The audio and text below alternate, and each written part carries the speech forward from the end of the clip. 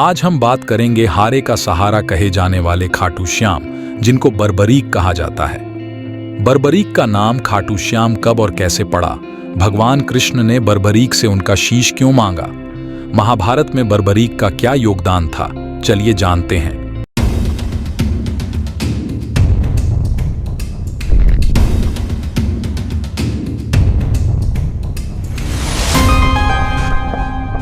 महाभारत भारतीय इतिहास का एक महत्वपूर्ण अध्याय अनेक वीर योद्धाओं की कहानियों से भरा पड़ा है।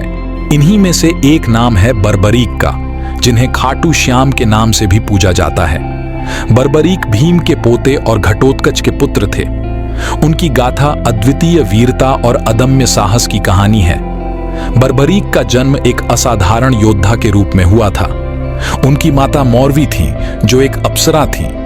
बर्बरीक को उनकी मां और दादा भीम से युद्ध कला की शिक्षा मिली। उन्होंने अपने पिता घटोत्कच से भी युद्ध कौशल सीखा। बर्बरीक ने अपनी शिक्षा के दौरान 3 अद्भुत बाणों की शक्ति प्राप्त की, जिन्हें वे अपनी इच्छा से नियंत्रित कर सकते थे। बर्बरीक की वीरता की कहानियां लोक कथाओं में प्रसिद्ध हैं। उनके पास 3 ऐसे बाण थे जो किसी भी युद्ध में उन्हें विजयी बना सकते थे। पहला बाण लक्ष्य को चिन्हित कर सकता था, दूसरा बाण उस लक्ष्य को नष्ट कर सकता था और तीसरा बाण उस नष्ट किए गए लक्ष्य को पुनः स्थापित कर सकता था। इन बाणों की शक्ति इतनी अधिक थी कि बर्बरीक अकेले ही किसी भी सेना को पराजित कर सकते थे। बर्बरीक की माता मोरवी ने उन्हें युद्ध कला सिखाई और उन्होंने अपने गुरु श्री कृष्ण से भी युद्ध कला की शिक्षा प्राप्त की। बर्बरीक ने मां आदिशक्ति की तपस्या करके असीमित शक्तियां प्राप्त की और फिर भगवान शिव की घोर तपस्या करके उन्हें प्रसन्न किया। इससे उन्हें 3 अभेद्य बाण प्राप्त हुए, जिनके बल पर वे पलक झपकते ही महाभारत के युद्ध में भाग लेने वाले समस्त वीरों को मार सकते थे। बर्बरीक की यह अद्भुत शक्ति थी कि वे अपने 3 बाणों से तीनों लोग जीत सकते थे। उनकी इस शक्ति के कारण उन्हें 3 बाणधारी के नाम से भी जाना जाता था। उनकी इस शक्ति के कारण ही श्री कृष्ण ने उनसे उनका शीश दान में मांगा, जिसे बर्बरीक ने सहर्ष स्वीकार किया। बर्बरीक ने अपने शीश का दान देकर युद्ध के अंत तक युद्ध देखने की इच्छा जताई, जिसे श्री कृष्ण ने पूर्ण किया। बर्बरीक की यह कहानी उनके बलिदान और भक्ति की गहराई को दर्शाती है और आज भी भारतीय संस्कृति में उनकी पूजा खाटू श्याम के रूप में की जाती है। उनकी यह कहानी न केवल उनकी वीरता और शक्ति को दर्शाती है, बल्कि उनके चरित्र की विशिष्टता और उनके त्याग की भावना को भी प्रकट करती है। जब श्री कृष्ण जी ने बर्बरीक को पहली बार देखा तो उसे देखकर कृष्ण जी समझ गए थे कि बर्बरीक महाभारत के युद्ध में जा रहा है। कौरवों का पलड़ा हल्का देखकर अगर बर्बरीक उनकी ओर से युद्ध करेगा तो पांडवों का जीतना कठिन हो जाएगा। इसीलिए श्री कृष्ण जी ब्राह्मण का वेश धारण करके बर्बरीक के पास गए।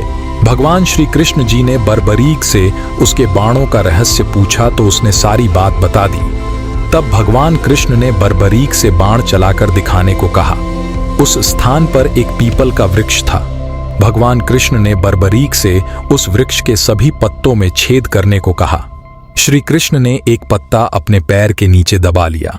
बर्बरीक ने बाण चलाया तो वृक्ष के हर पत्ते में छेद हो गया और बर्बरीक ने श्री कृष्ण जी से पांव हटाने के लिए कहा तो उस पत्ते में भी छेद हो चुका था।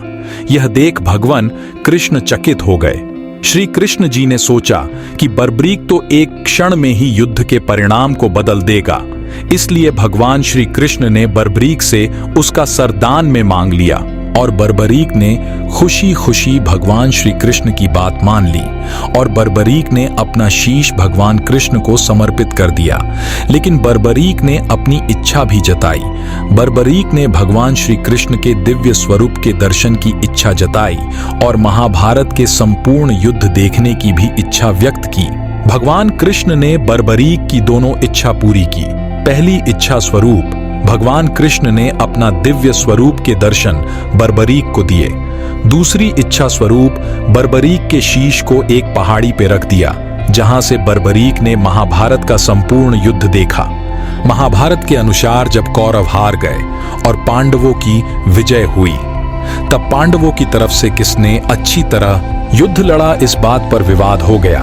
तब भगवान कृष्ण ने पांडवों से कहा, महाभारत के संपूर्ण युद्ध को सिर्फ बर्बरीक ने ही देखा है। वह बता सकते हैं कि युद्ध में किसका योगदान सबसे अधिक रहा। तब पांडव भगवान कृष्ण के साथ बर्बरीक के पास गए। भगवान कृष्ण ने बर्बरीक से पूछा कि महाभारत में किस योद्धा ने सबसे अच्छा युद्ध लड़ा। इसके जवाब में बर्बरीक ने कहा, हे प्रभु, मुझे 18 दिन के महाभारत युद्ध में सिर्फ सुदर्शन चक्र और आपका दिव्य स्वरूप मात्र ही दिखा। इस तरह बर्बरीक ने अपना शीश दान करने के बाद भी महाभारत का संपूर्ण युद्ध देखा। बर्बरीक का यही त्याग उनको महाभारत युद्ध में विशेष स्थान प्रदान करता है। इसके साथ साथ बर्बरीक एक महादानी, वीर और हारे का सहारा बनकर विख्यात हुए।